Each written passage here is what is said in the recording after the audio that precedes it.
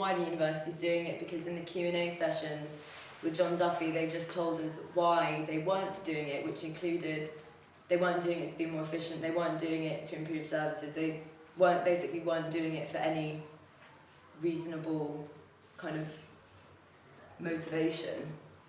But most recently, and specifically in an interview that John Duffy, I think it was Michael Farthing, gave to the BBC, he explicitly said that cost effectiveness was not the driving reason for the outsourcing, and that it was mainly to cater for a very large growth expansion of the university, which itself I think is problematic.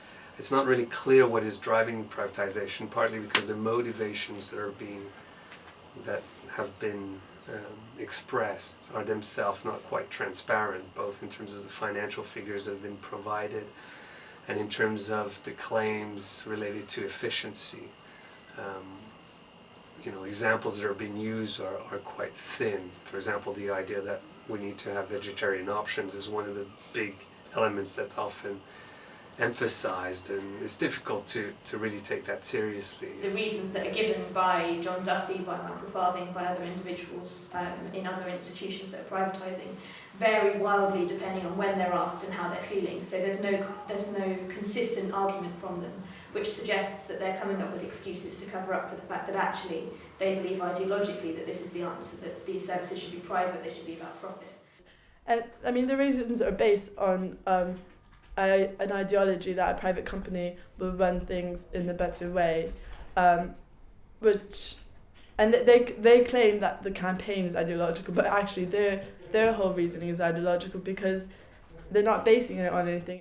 Well, fundamentally for me, that's the incentives for management is its profit margins.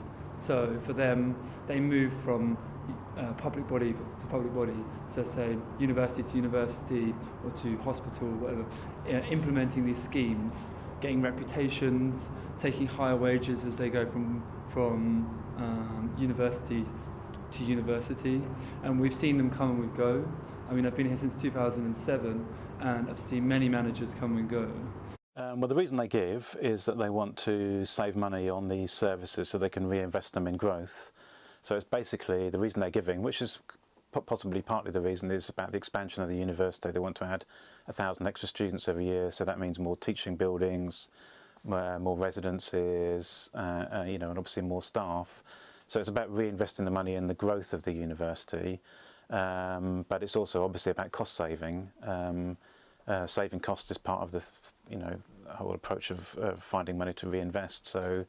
And the cost savings will come from lower pensions for the workers, lower pay when they're transferred to the new companies. What's going on is certainly not a result of government cuts, because actually the cuts in government funding have been replaced by students paying their own tuition fees. So universities like Sussex still have just as much income as they had before. The only difference is it's coming from the student paying as a consumer rather than through the taxpayer. In fact, Sussex is quite a well-resourced university that under the new fees regime has held up quite well. So, but it is a response to Universities UK and national initiatives which are fairly ideological and come from the government, which are about having a more privatised, marketised education system. So there's very little evidence that it's financially necessary.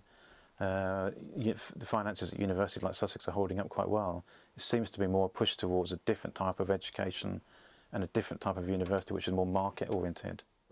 The situation, the ability to redistribute the profits from in-house services, and I think it relates more to the fact of the ability to manage different services working together under the same institution, under the same market pressures, protected by the same guarantees in terms of pensions, in terms of availability of personnel, in terms of financial markets. I mean, the university has already been a victim of such events in the past. So protecting the management, the financial management of the university as a whole, I think, is extremely important.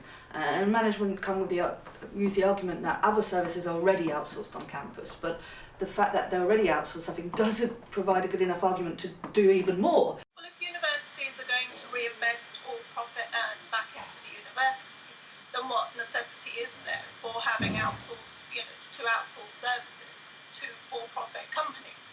The point is that before, it's not that universities haven't had for-profit enterprises. So, for example, if you think about Oxford University, it has Oxford University Press. The difference is that all profit generated by Oxford University Press is reinvested in the academic activities of Oxford University. The reason why the current situation will be different in terms of outsourcing is that the university generates money to pay for these outsourced services. And so money is actually going from the university to these companies, as opposed to the profit from companies being reinvested in the university. And so what one needs to do really here is follow the money to determine how any surplus that's generated is invested and reinvested in the university or not.